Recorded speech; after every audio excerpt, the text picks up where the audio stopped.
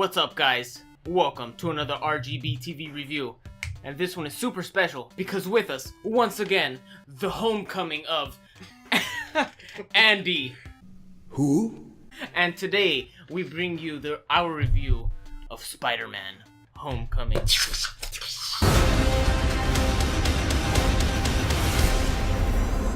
So, Spider-Man Homecoming, the newest addition to the Marvel Cinematic Universe. We finally get Spider-Man back. Finally, thank God. Finally got Spider-Man back. So the way this is gonna work, first half, we're gonna do a spoiler-free. I'll give you our spoiler-free thoughts. We're gonna give you a spoiler alert. Then we're gonna spoil things. You've been spoiled. Not yet, but soon. You will be. Okay. Alright, you wanna start off with your thoughts? Okay. Well, Spider-Man Homecoming. This is, this is the first Spider-Man. This is actually the third Reboot. No, this is the second reboot, the third version of Spider-Man seen on film so far. Yes. Already at this point. The first Spider-Man movie was 2002, I think, with Tobey Maguire. We've had that trilogy. Then we have Andrew Garfield comes in with Amazing Spider-Man. Let's pretend that didn't happen. Andrew Garfield, hashtag not my Spider-Man. And then, okay, after that failed attempt, we have this three-boot. Let's call it a three-boot. The three-boot. Okay, and Starring Tom Holland? Tom Holland as Spider-Man. And I gotta say, I went into it cautiously optimistic, and I came out pleasantly surprised. I had a good time. I enjoyed it quite a bit. I thought Tom Holland was a really good Spider-Man. He acted great as Peter Parker and as Spider-Man. So you think he fit the bill then? You think he played both roles well? And alongside Tom Holland, we get the fantastic Michael Keaton. Michael Keaton, yeah. As he was the Vulture in this movie. The Vulture. Vulturing it up. I was a bit concerned about Vulture being the main villain in a Spider-Man movie, mainly because Vulture is kind of like a terrible character. Or he's a boring. You can't do much with Vulture. At least the version I had in my head. In the cartoon, Vulture is like an old man. Like a senile old man who just flies in a bird He's a senile old man. So he's horrible. Really? He's literally an old man in a feather suit. Yeah, that's what I was envisioning too. When someone says Vulture in a movie, I'm envisioning the feather suit that I've seen in drawings and comics, and I'm like, that's not going to be a good villain. But Michael Keaton, he pulls it off.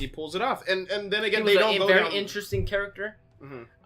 But like you were about to say, they don't flesh him out enough. That actually was not what I was about to say. It's what you were about to say. They flesh him out. Okay, they don't flesh him out enough. What I was gonna say is that they don't go down the route of feather, green feather suit. They give him a modernized version of Vulture, in the mechanical suit because, well, I'm going into spoilers. I like that he's an actual scavenger. Yeah. That his role in the movie is that he owns like a company that cleans up after the destruction from the Avengers movies. Right. So he literally scavenges parts. Right. And that's what a Vulture does. That's exactly. He scavenges. It's very clever. Scavenges. Clever girl. Clever girl. The rich and the powerful, like Stark, they don't care about us. The world's changing, boys. Time we change too. So we're getting a little ahead of ourselves. Let's back it up and let's go over the premise of the film. So this movie starts off with a fresh-faced 15-year-old Peter Parker. We've never seen him this young in any movies, right?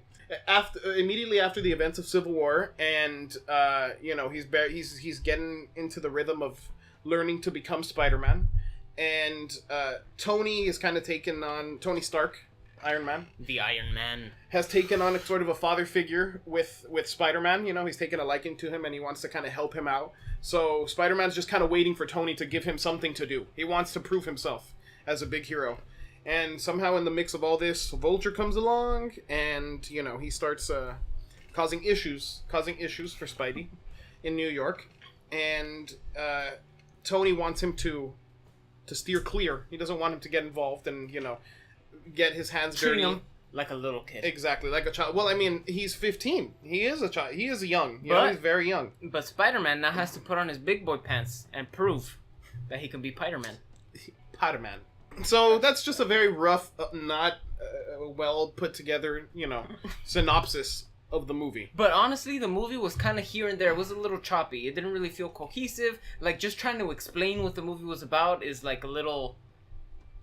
I don't know. It just feels like there wasn't real structure to the story. Okay. It was just kind of... Really? Okay. I guess I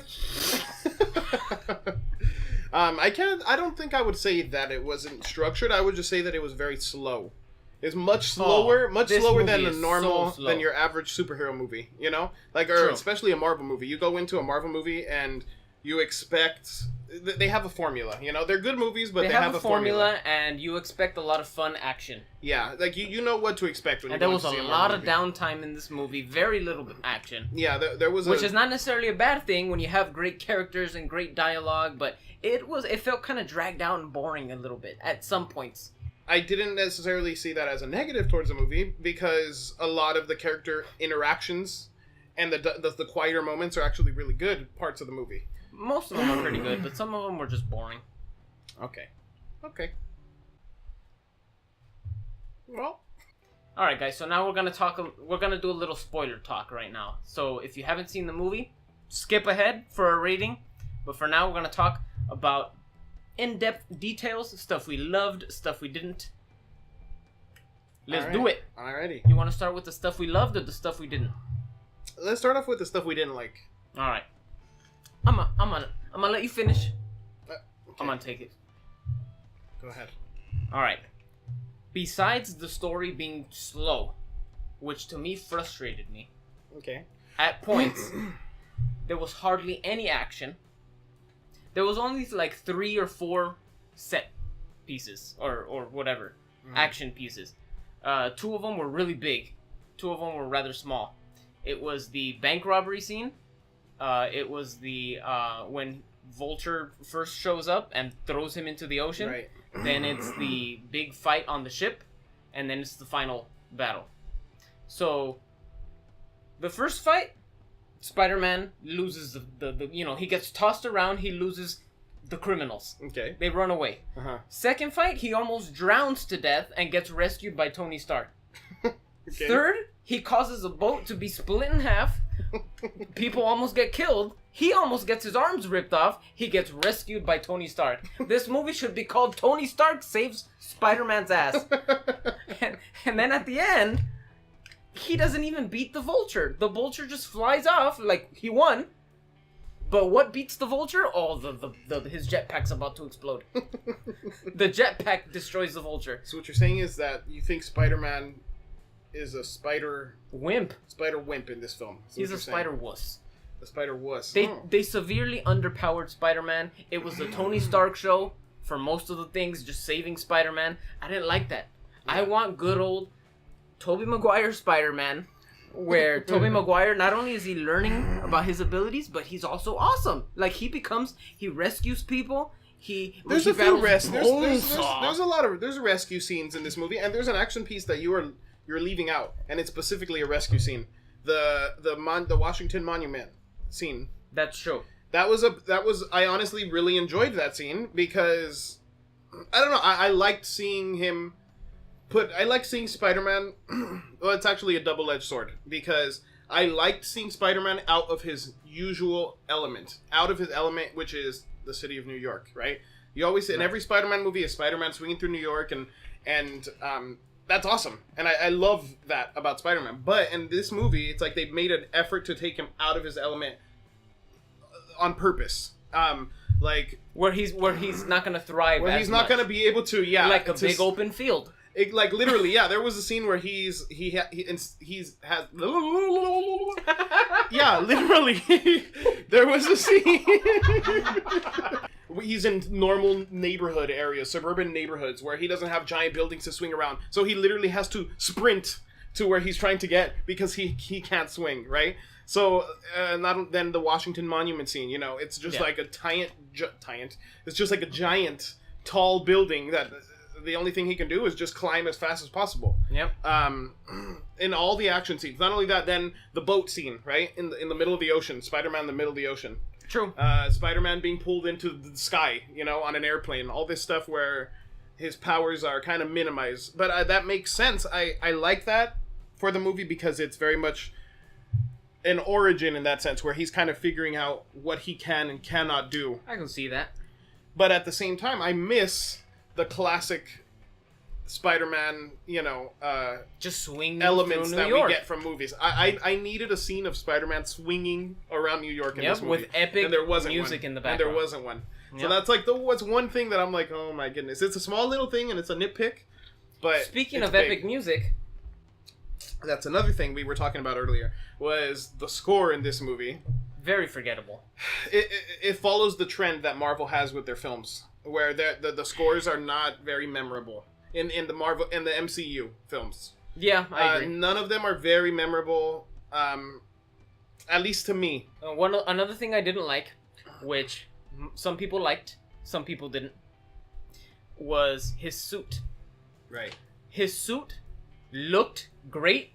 I like that he went back to the mechanical web shooters. Right. I don't like that halfway through the movie, he becomes Iron Man.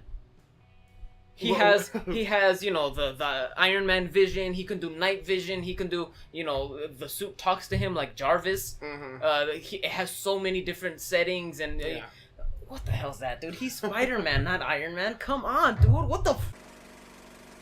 Yeah, the Spider-Man. That's not something you're used to seeing in a Spider-Man film. Is him having It was a a ton little of gadgets, having a ton of gadgets. Having an AI in his suit. It's not anything that anyone who doesn't read the comics is familiar with in movies and films of Spider-Man, So him being very technologically advanced, it's different. I didn't hate it, but I could have done without it at the same time. But again, just kind of a lot of stuff in this movie that I felt made it feel like not a Spider-Man movie. Yeah, I agree with that. I kind of it was a little cliche at the end. The little twist that there's this crushed Spider-Man or Peter Parker's following throughout school, and he finally gets the courage to tell her he likes her. He asks her to the dance, and when he goes to the house to pick her up, who opens the door? The Vulture, Michael Keaton.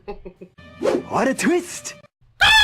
Did that twist? Did you expect that at all? Did you expect him to be the girl's I dad? actually did not. I can Then say you are a racist pig. Have you ever wanted to visit the Washington Monument? No, you goddamn sick racist bastard. That was another little slight thing. I just felt there was a little too much political pandering. Just a little bit. Okay, well, what do you mean by that? I just felt vibes here and there of just trying to be a little PC. Okay. And I don't think, it's a superhero movie. Well, Let's just keep... Go ahead, sorry. It's just, I don't know. Just have fun? But that's just me. Just have fun. I see what you mean. It's Spider-Man. It's Spider-Man. Spider-Man. Okay, Spider-Man. Spider-Man, guys. Spider-Man? Spider-Man. Okay, Spider-Man. but wait, enough. No more Spider-Man. Listen, well, I can see where you're coming. Spider-Man. And I'm just gonna say it straight out. I did not like MJ. You didn't. I did not. And that's Okay. right. That's exactly for the reason you guys think it is. Horrible personality. She was so sarcastic. She was so bitter. She was very cynical. She was super emo. Flipping off Peter Parker, being like, I just did not like it. It was horrible. Like, MJ's supposed to be like sweet. She's the sweet girl who, maybe home life is like pretty bad, but she stays positive. She's the, the person that also inspires Peter, and Peter has a crush on her for these personality traits, and they just turn her into like this cynical emo chick. I don't like it. I don't like #not my MJ. I did like the Liz character. I thought she was Yeah, she was I like that really character. good, and I love the twist with Vulture being her dad. That none of us saw. For what, I don't know why none of us saw, but none of us saw it coming. I know. But it was a nice little twist. It's just the expert writing, I guess. What if somebody had died? I was just trying to be like you. I wanted you to be better. I'm gonna need the suit back. But I'm nothing without this suit. If you're nothing without this suit, then you shouldn't have it. I screwed up. You need to stop carrying the weight of the world on your shoulders. I want you to understand. I'll do anything to protect my family. what did you like about the movie? Because there was a lot to like. I know that we talk the talk right now about the bad stuff, but there was a few stuff that I actually enjoyed. Just a few? So you'd say majority bad? Not majority bad. There was an equal amount of good stuff. Well, I feel like this is a movie that I will like more the next time I watch it. I feel like watching it a second time will improve my opinion on it.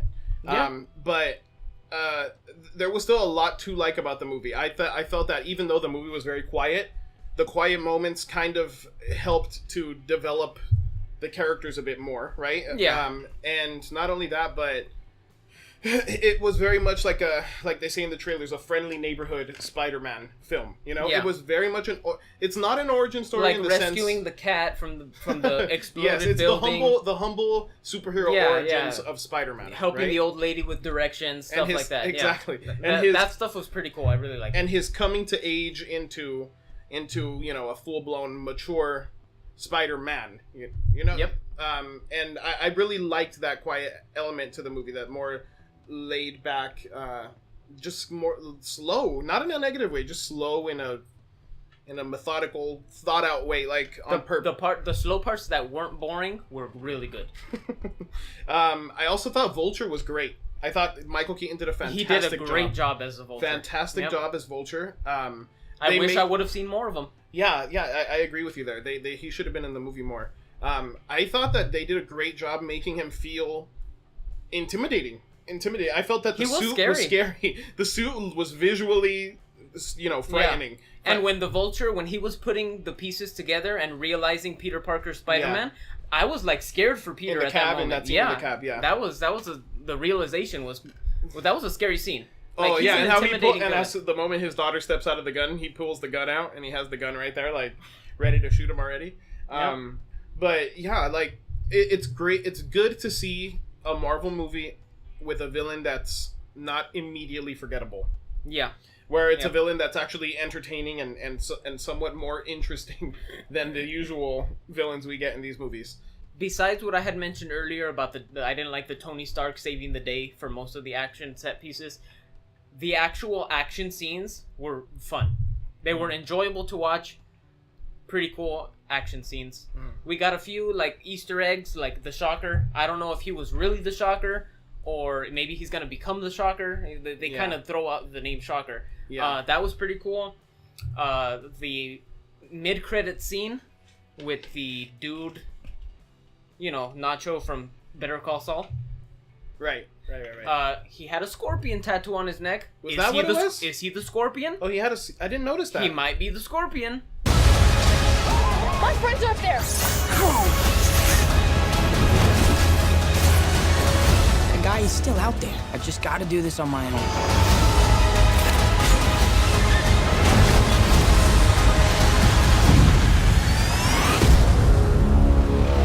But overall, this movie was enjoyable. There was flaws in it.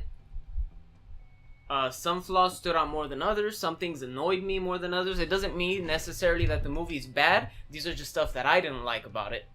Right. Those are my general thoughts. Okay, let me... I would still recommend it. It's still a good addition to the MCU, and I liked seeing Spider-Man again. Okay, so where would you rank it in the Spider-Man Spider-Verse? filmography? Okay. Top 3, it's going to be Spider-Man 2, Spider-Man 1, Spider-Man Homecoming. And what about the other films? Who cares? That's the correct answer. So, overall, Spider-Man Homecoming, I would say, was a very, very good movie. Little nitpicks here and there, and I know we made it sound like the nitpicks were like a huge deal, but it's only because I'm just so passionate about Spider-Man, my favorite superhero ever. I love all things Spider-Man. So, yeah, I just can't help but break down every little thing. But overall, it was a very good movie. A little bit slower than I would have liked from a Spider-Man movie, but at the same time, it didn't really ruin the movie in any way. It was still a very enjoyable movie. So, if we had to rate Spider-Man Homecoming, I would give it 7.5 web shooters out of 10. I would give it 8 out of 10. wall crawls. So guys, these are our thoughts on Spider-Man Homecoming. Please let us know what you think. Feel free to maybe spoil it. Don't spoil it, but do spoil it, because it's half and half review. Do whatever the hell you guys want. Leave a comment, let us know what you think. And make sure to follow RGBtv on Facebook, Twitter, Instagram. And thank you guys so much for watching. See you in the next one, guys!